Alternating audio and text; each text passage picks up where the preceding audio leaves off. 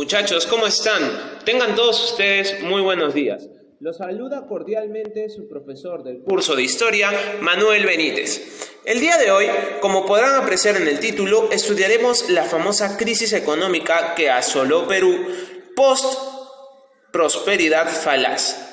Muy bien, para ponernos en contexto debemos estudiar que en la prosperidad falaz o en la época en la que el guano fue el recurso más importante y nosotros tuvimos mucho dinero, se invirtió en obras públicas. Obras las cuales al final no tuvieron mucha relevancia para la actualidad del Perú y básicamente se despilfarró el dinero de una manera impresionante. Pero para ponernos muchísimo más en contexto, entraremos de que Mariano Ignacio Prado, presidente del Perú en la guerra con España, guerra que definió la libertad del Perú, era repudiado, era un presidente al cual nadie lo pasaba, no lo soportaban. Y es por eso de que Mariano Ignacio Prado termina su gobierno y convoca a elecciones en el año de 1868, dando como ganador al coronel José Balta, quien gobernaría aproximadamente 4 años, de 1868 a 1872. Fue elegido presidente y asumió el mandato en agosto de 1868. Un coronel bastante joven, pero con una aspiración bastante grande para el desarrollo de la comunidad, y en este caso el desarrollo de la ciudad más importante del Perú, en este caso Lima. En su gobierno podemos observar como una de las características más importantes la firma del contrato Dreyfus, que en este caso se encargaba de la distribución del guano por Europa y el pago de la deuda externa.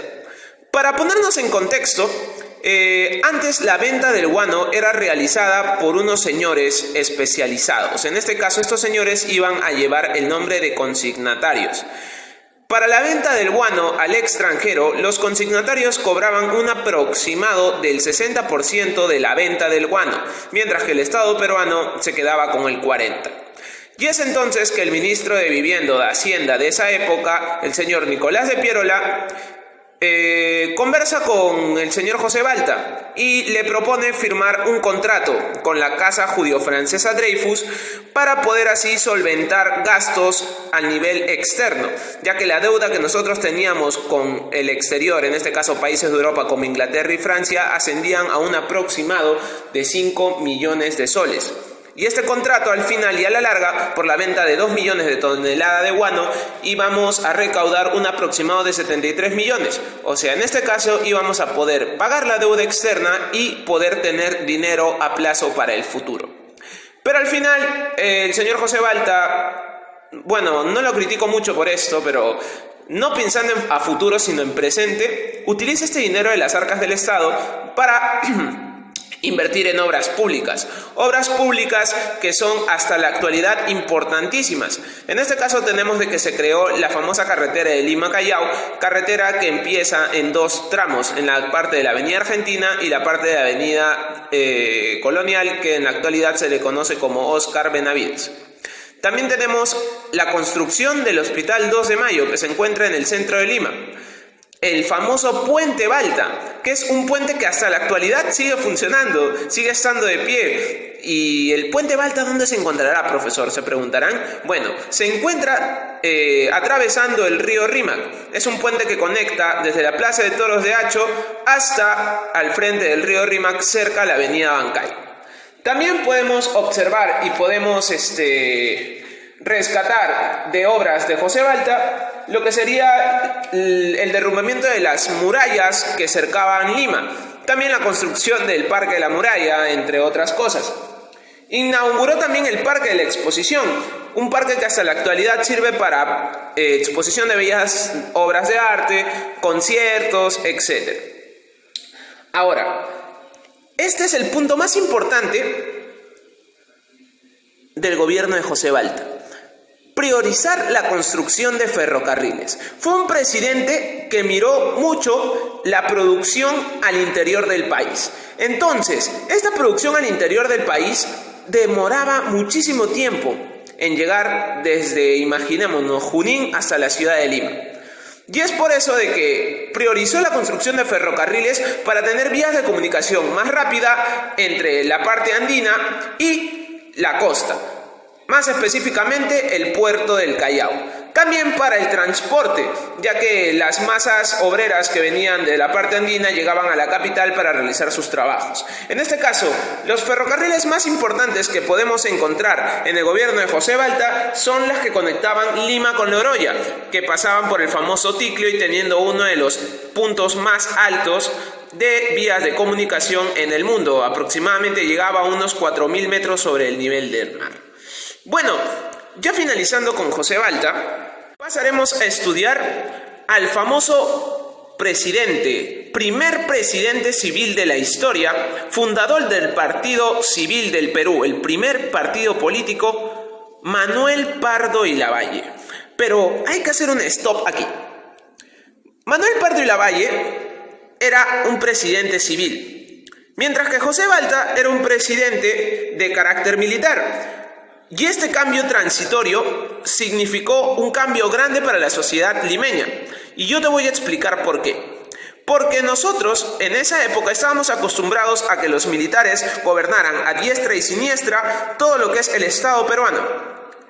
Pero ya la población, cansada de esta inestabilidad política y cansada de esta crisis que había en los gobernantes, decidieron darle una oportunidad al Partido Civil Peruano, que estaba fueron fundado y también estaba compuesto entre artesanos, comerciantes, periodistas y antiguos consignatarios. Manuel Pardo y Lavalle había sido consignatario.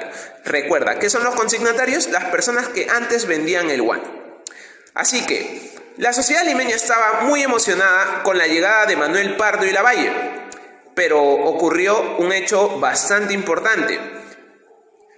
La famosa revolución y la famosa crisis, por así decirlo, de los hermanos Gutiérrez. Los hermanos Gutiérrez eran militares que, bueno, valga la redundancia, aparte de estar en la milicia, apoyaban mucho a lo que era el gobierno militar. Y al ver a un presidente civil, definitivamente no querían eso, no querían ese cambio, creían fehacientemente en que los militares iban a gobernar e iban a ser parte fundamental del desarrollo del país. Y es por eso de que amenazan a José Balta a promulgar otras elecciones para que el Partido Civil no pueda ganar. Cosa de que José Balta se niega rotundamente, ya que él creía en la democracia y en la libre expresión de la población peruana. Y es por eso que el señor José Balta es asesinado por los hermanos Gutiérrez.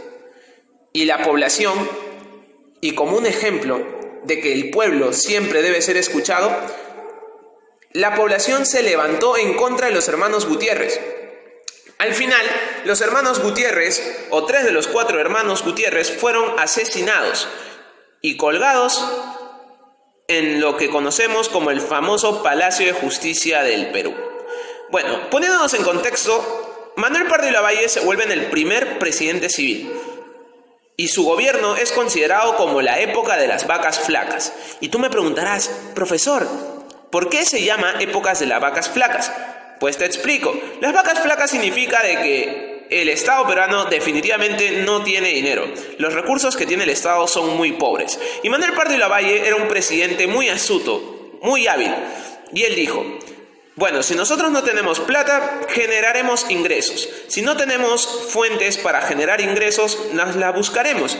Y es por eso de que el señor el presidente Manuel Pardo y Lavalle buscó impulsar la educación. Fue el presidente que más impulsó la educación. Y es por eso de que una de las actas o una de las órdenes revolucionarias fue que dio el reglamento de institución pública del año 1873. Este acto o este mandato que da Manuel Pardo y Lavalle es importantísimo, ya que vuelve obligatoria la educación primaria gratuita, además de que era obligatoria. O sea, todo niño debía cursar la escuela primaria. También, además de que dio estas órdenes, fundó 2 institutos o 2 escuelas que en la actualidad perduran en la sociedad peruana.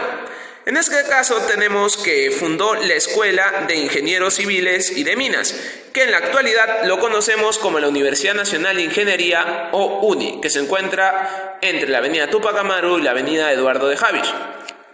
También tenemos a la Escuela Superior Agraria, o también conocida como la Universidad Nacional Agraria de La Molina. Una de las últimas cosas que tenemos en el gobierno de Manuel Pardo y Lavalle es la firma del Tratado Secreto de Defensa con Bolivia, un tratado que a la larga desencadenó uno de los actos más nefastos de la historia del Perú, por así decirlo, la famosa Guerra del Pacífico o Guerra con Chile, la cual nos llevaría a una derrota inminente y una pobreza álgida extrema de la cual no pudimos salir tan fácilmente. Y es aquí donde concluye la explicación de la clase del día de hoy, esperando que la clase haya quedado en serio muy bien y que hayan podido entender, y dejaré la actividad en el Cubicol para que las puedan desarrollar, esperando que tengan un lindo día y que Dios los bendiga y los cuide. Hasta luego.